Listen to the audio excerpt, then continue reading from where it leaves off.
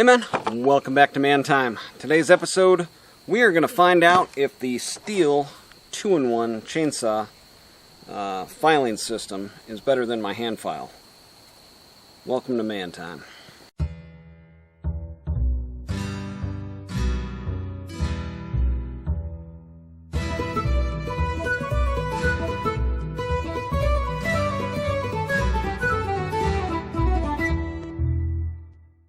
So let's take a step back. I've been using this on the channel, and this is my primary sharpening system. I did a review, I guess you could call it, on my channel a while back. I was just doing some chainsaw maintenance. One of the most important things you can do there, of course, is sharpening your chain and making sure your chain is super sharp. Well, recently this has kind of been doing not the best job that it had been doing.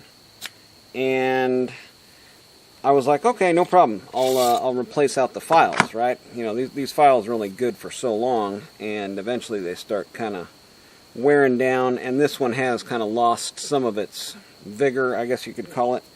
Well, I go down to my local Stihl dealer, and I say, hey, I need some new files for my sharpening system. And they are 15/64 or 5.2 millimeter.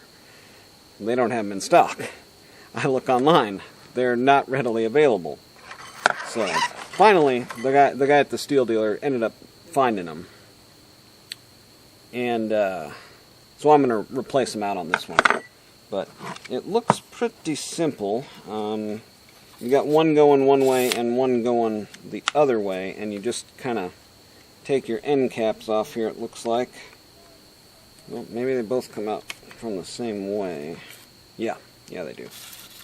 Okay, so you just need to go in from the one side. But, let's see here, are these the exact same? Yeah, they found kind of a knockoff one, but it's the exact same. These are 5/32, or 13/64. Yeah, okay, my bad. 13/64, 5.2 millimeter. 13/64. This one says 5.16 millimeter, so I guess they're a little bit more accurate. Who knows? But anyways, that's not what this video is about. I mean, it's about the Stihl 2-in-1, but it's more about, is it going to be better than my hand filing?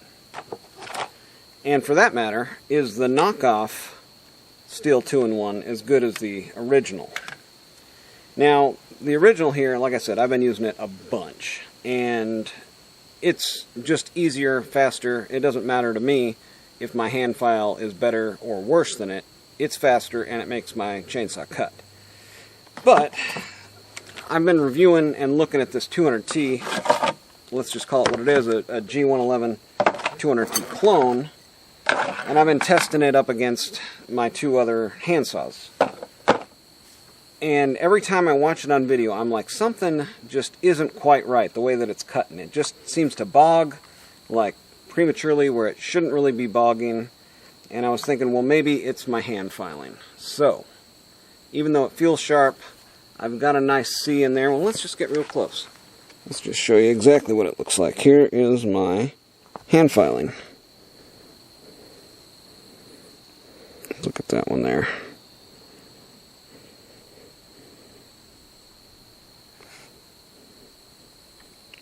Nice C, nice channel. So, I mean, everything would appear good. Anyways, I had been kind of hesitant too to touch up the rakers, because the rakers are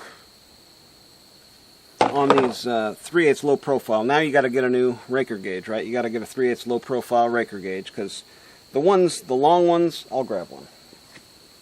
Alright, so these are the raker gauges that we have readily available. And the problem with these is, they never seem to line up in the right spot where you're getting an accurate measurement. They're relying on something back here to catch. This one here has a raker gauge up front and a raker gauge out back. and they both go to different depths. But the problem is, see, this one is angled backwards because it's sitting in between the teeth. And other times it'll be sitting up on the teeth, like back here. And so you're getting an average cutter height for each one of these. So then the best option is one of these. This will actually sit on the rivets and come down against the raker. And let's see here. This one,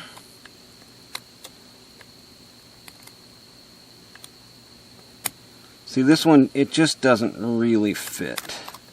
This one's going to be for a regular 3/8.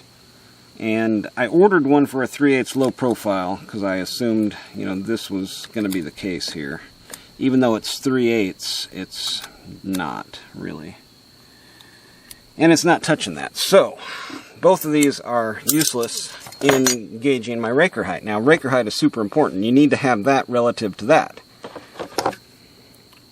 Bring in the 2-in-1. Now, this 2-in-1, it started kind of acting up on me. You can see here the files are now rotating, where at one point in time they weren't. And everything else looks okay on there. But as I was filing it,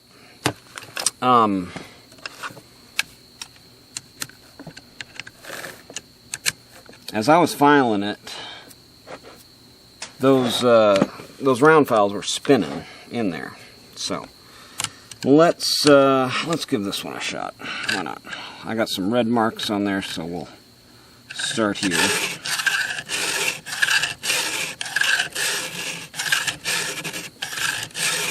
And I just go with the angle of this. It's got little marks on there, but the angle of this matches the angle of that. Yeah.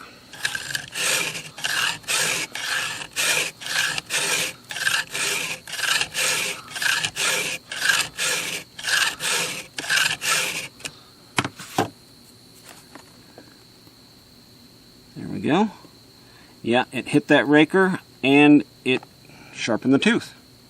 So, you know what, before I get started here, let me put this in the wood with just that one tooth sharp, and then we'll get a time for my hand file in some pine, and then we'll sharpen it fully with that, and then we'll put it back into the wood. But this is just sticky sharp. I mean, yeah, 2-in-1.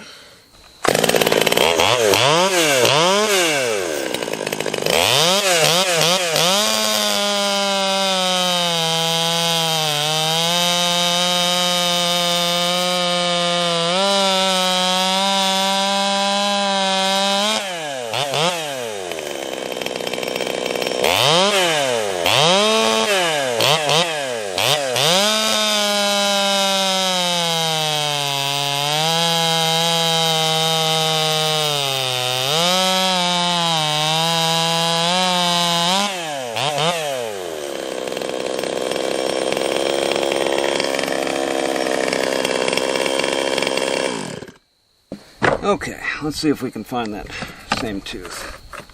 Well, this thing is tight. There it is. Okay, there's our first tooth. So we will sharpen. Let's see here. Let's just go ahead and go forward with it. Yeah.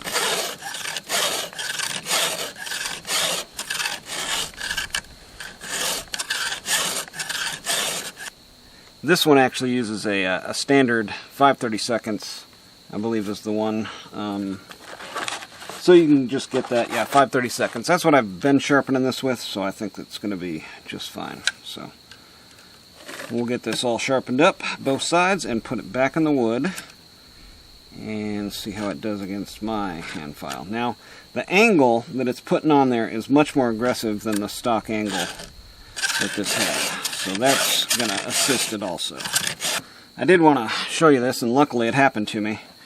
So on these chains, some of them, you're going to have one link cutting to the left and another one cutting to the left, and just two empty links in between. If you were to take this and set it down on there, it's going to take your raker way, way too far down. And I've had that happen to me before. So that's the one thing you need to look out for when you're doing the 2-in-1 here, is if you've got two left-hand cutters in a row with a couple links in between there. That is going to screw up your raker height on that one if you don't. All you have to do though is hold it, instead of holding it like firm pressure, you just hold it with back pressure and then just sharpen it normally. One other benefit of the 2-in-1, you saw how like with my right hand I was really proficient there in sharpening. You can actually use this with your right hand on the other side, right?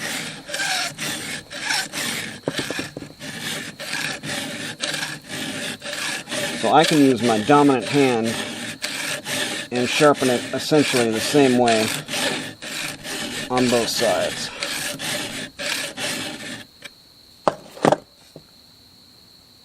Sticky sharp, raker down, good to go.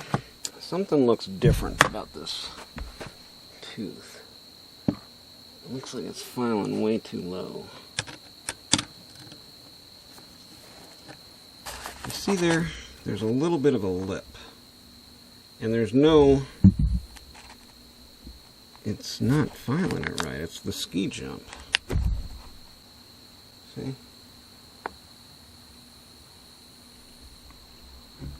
So clearly something is not right here. I mean, I can see it. I mean, it's just like filing it. It's just filing the very top of the tooth and not getting down in there. So that's going to have to do... Yeah, and I can see it. I can see it right here. The file, and it's taken way more raker off. Okay, so this is not going to work. I guess stick with Stihl for the 2-in-1. This one is not working.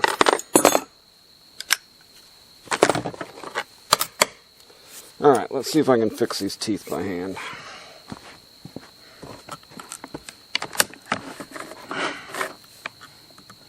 Wow, that is horrid. I mean, it's all gullet.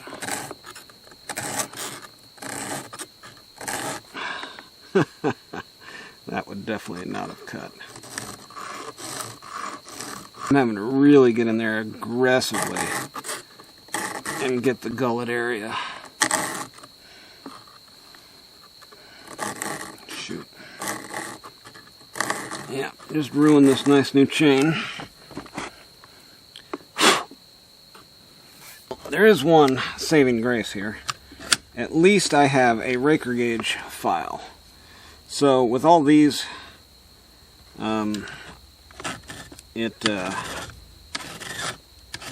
all of the left hand, I guess the ones that I file with my dominant hand, it was able to take that raker down, and I'm still able to do that on the other side.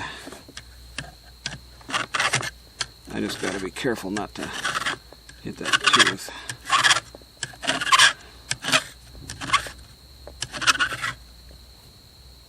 Yeah, it's touching them. Alright, well, I could have done this by hand, in all reality, just taking my time. With the appropriate raker gauge, I do need to get a specific 3/8 low profile raker gauge to be able to file these rakers down, even as they are now.